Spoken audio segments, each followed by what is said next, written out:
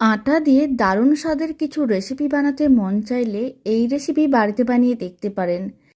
খেতে ভীষণ ভালো হয়।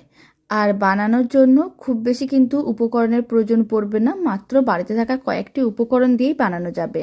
বাড়িতে বানালে কমেন্ট বক্সে জানাতে একেবারেই ভুলবেন না খেয়ে আপনাদের কেমন লাগলো। প্রথমে একটা বড় সাইজের মিক্সিং বোল নিতে হবে, তার মধ্যে দিয়ে দিতে হবে মেজারিং কাপের 2 কাপ আটা। এবার আটার পরিমাণটা আপনারা চাইলে কম বা বেশি করতে পারেন। এখানে আমি 2 কাপ আটা নিয়েছি, প্রায় 300 গ্রামের মতন আটা আছে। এবার অল্প একটু লবণ দিয়ে দিলাম, চা চামচের 3 ভাগের 1 ভাগের মতন লবণ। আর আমি দিয়ে দিচ্ছি বড় চামচের 1 চামচের মতন সাদা তেল। এবার সমস্ত কিছু ভালো করে একসঙ্গে মিশিয়ে নিতে হবে, মানে এইভাবে একটু শুকনো করে মিশিয়ে নিতে হবে। আপনারা চাইলে এই সময় অল্প একটু চিনিও দিতে পারেন বা চিনির গুঁড়ো দিতে পারেন। আর যদি চিনি পছন্দ না হয় দইয়ের মধ্যে দিতে, তাহলে নাও দিতে পারেন। সমস্ত শুকনো উপকরণ ভালো করে মিশিয়ে নিয়েছিলাম। এবার অল্প অল্প জল দিয়ে একটা ডো রেডি করব। এখানে আমি রুম টেম্পারেচারের জল দিয়েই ডোটা রেডি করছি। আর একসঙ্গে অনেকটা জল দেওয়া যাবে না, এইভাবে অল্প অল্প জল দিতে হবে আর ডোটা রেডি করতে হবে। অল্প একটু তেল দেওয়ার কারণে ডোটা কিন্তু অনেক বেশি নরম হবে আর খেতেও ভালো লাগবে। সমস্ত কিছুই খুব ভালো করে মেখে এরকম একটা ডো বানিয়ে নিয়েছিলাম। রুটি বা পরোটা করার জন্য ঠিক যেরকমই ডো রেডি করি সেরকম করেই ডোটা রেডি করেছি। খুব বেশি টাইটও না, আবার খুব বেশি নরমও না। এখন ডোটাকে এক সাইডে রেখে দিতে হবে। এদিকে আমি 1 বাটি নিয়েছি মটরশুঁটি। এবার এই মটরশুঁটিগুলোকে কিন্তু আগে থেকে ভালো করে ধুয়ে পরিষ্কার করে রেখেছিলাম। এবার একটা কড়াই নিয়েছি, কড়াইয়ের মধ্যে দিয়ে দিলাম কিছুটা পরিমাণ জল। জলটা গরম করে নিতে হবে। যখন জল গরম করা হয়ে যাবে তখন দিয়ে দিতে হবে মটরশুঁটি বা কড়াইশুঁটি। সমস্তগুলোই আমি কড়াইয়ের মধ্যে দিয়ে দিলাম। আর 5 মিনিট মিডিয়াম টু হাই ফ্লেমে মটরশুঁটিগুলোকে সেদ্ধ করতে হবে। 5 মিনিট হয়ে গেছে। আপনারা দেখুন মটরশুঁটির কালারটাও চেঞ্জ হয়ে গেছে। আর এইভাবে একটু হাত দিয়ে প্রেস করে দেখে নিতে হবে।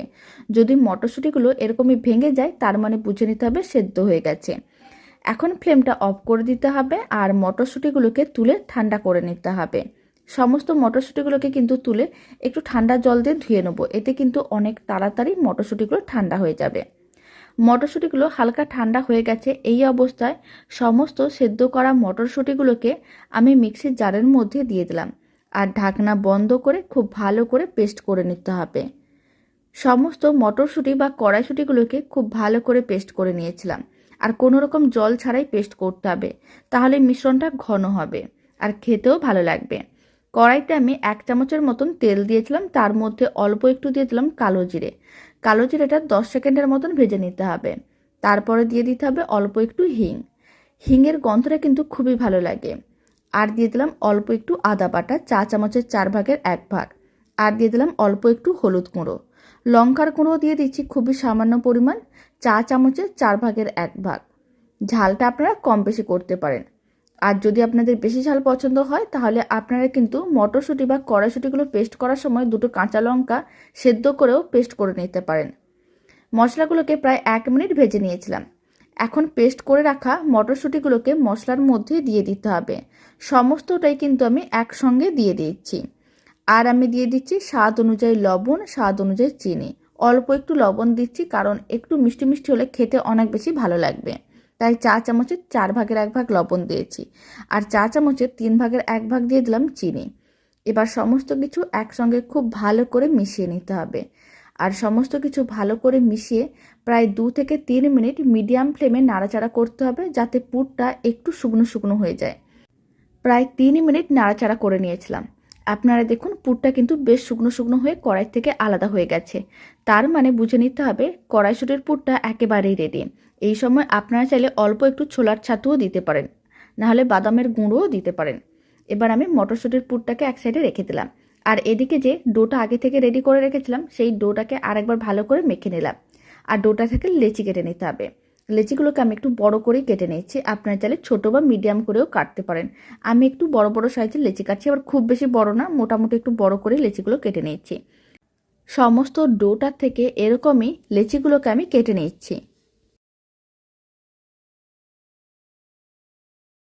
সমস্ত লেচিগুলো কেটে নেওয়ার পরে এখন একটা লেচি হাতের মুঠোর মধ্যে নিয়ে নিলাম।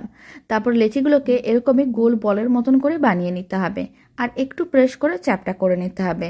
চ্যাপটা করে নেওয়ার পরে এরকমই দুটো হাতের সাহায্যে একটু টুপির মতন করে বা বাটির মতন করে বানিয়ে নিতে হবে। সমস্ত লেচিগুলোকে একই রকম বাটির মতন করে রেডি করে নিচ্ছি।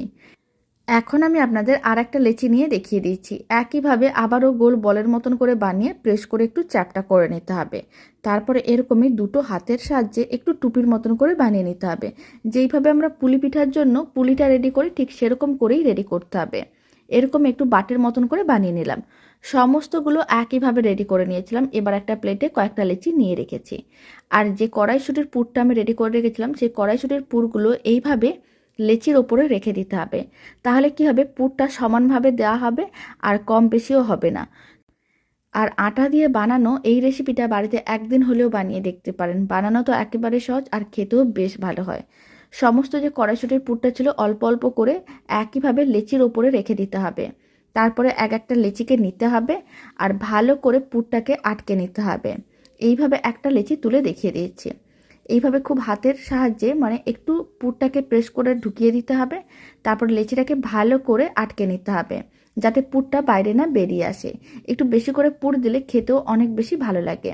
খুব ভালো করে আটকে নেওয়ার পরে আবারও লেচিটাকে গোল বলের মতন করে বানিয়ে নিতে হবে আর একটু প্রেস করে চ্যাপটা করে নিতে হবে। এই সময় অল্প একটু আটা ছড়িয়ে রেখে দিতে পারেন, তাহলে একটা লেচির সঙ্গে আর একটা লেচি আটকে যাবে না। আবারও একটা দেখিয়ে দিচ্ছি। প্রথমে পুরটাকে একটু প্রেস করে দিতে হবে যাতে ভালো করে আটকে যায়। তারপরে ভালো করে এরকমই আটকে নিতে হবে উপরের দিকটা যাতে পুরটা বাইরে না বেরিয়ে আসে। একইভাবে গোল বলের মতন করে বানিয়ে একটু প্রেস করে দিতে হবে যাতে পুরটা ভালো করে চারিদিকে ছড়িয়ে যায়। একইভাবে সমস্ত লেচিগুলো রেডি করতে হবে। সমস্ত লেচিগুলোই রেডি করা হয়ে গেছে। পুরটা কিন্তু খুব ভালোভাবেই ভেতরে দেওয়া আছে আর একটু বেশি করে পুর দিলে খেতে কিন্তু বেশ ভালো লাগে। এবার অল্প একটু আটা নিয়ে ভালো করে আটাটা ছড়িয়ে দিতে হবে। তারপর একটা করে লেচি নিতে হবে আর আলতো হাতে এইভাবে বেলে নিতে হবে যাতে পুরটা বাইরে বেরিয়ে না আসে বা ফেটে না যায়। তার জন্য এইভাবে আলতো হাতে বেলে নিতে হবে। আর এইভাবে আস্তে আস্তে করে বেললে কি হবে, পুরটা চারিদিকে ভালো করে ছড়িয়ে যাবে, দেখতেও ভালো লাগবে আর খেতেও ভালো লাগবে। এই লেচিটা বেলা হয়ে গেছে। এবার আমি এক সাইডে রেখে দিচ্ছি।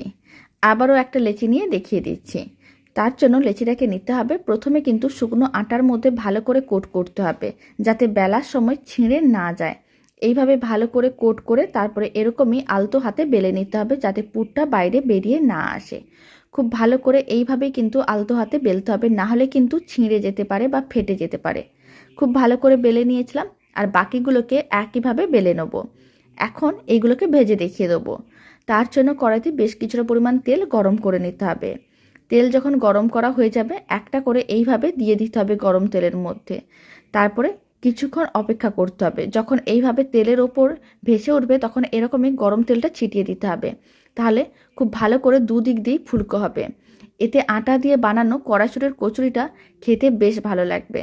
বাড়িতে আপনারাও বানিয়ে দেখতে পারেন, আপনাদের খুবই ভালো লাগবে আর খুব সহজেই কিন্তু রেডি করা যায়। এই কচুরিটা ভাজা হয়ে গেছে, এবার এক সাইডে রেখে দিচ্ছি। আপনারা চাইলে কচুরি না করে এইগুলোকে পরোটার মতনও ভেজে দেখতে পারেন বা রুটি হিসাবেও খেয়ে দেখতে পারেন, খেতে বেশ ভালো লাগে। আমি এখানে তেলে ভেজে দেখিয়ে দিলাম। আপনারা চাইলে অল্প তেল দিয়ে পরোটাও করতে পারেন আর না হলে রুটিও করতে পারেন। যেহেতু আমি একটু বড় বড় করে বানিয়েছি, আপনাদের যেটা মনে হবে সেটা করেই খেতে পারেন। আবারও একটা কচুরি একইভাবে ভেজে দেখিয়ে দিলাম। সমস্ত কড়াইশুঁটির কচুরিগুলো ভেজে নেওয়ার পরে এখন আমি প্লেটের মধ্যে কয়েকটা কচুরি সার্ভ করেছি। এবার একটা কচুরি ছিঁড়ে দেখিয়ে দিচ্ছি ভেতরটা কত সুন্দরভাবে রেডি হয়েছে। আর আটা দিয়ে বানানো বলে এই কচুরিগুলো কিন্তু অনেক বেশি নরম তুলতুলে হয় আর খেতেও ভালো লাগে। রেসিপিটা শেষ পর্যন্ত দেখার জন্য অসংখ্য ধন্যবাদ। ভালো লেগে থাকলে আপনারা যদি ফেসবুক থেকে রেসিপিটা দেখছেন পেজটিকে ফলো করে নেওয়ার অনুরোধ রইল। ইউটিউব থেকে দেখলে চ্যানেলটি সাবস্ক্রাইব করে নেওয়ার অনুরোধ রইল। পাশে থাকা বেল আইকনটি প্রেস করে নেবেন নতুন রেসিপির আপডেট সবার আগে পাওয়ার জন্য।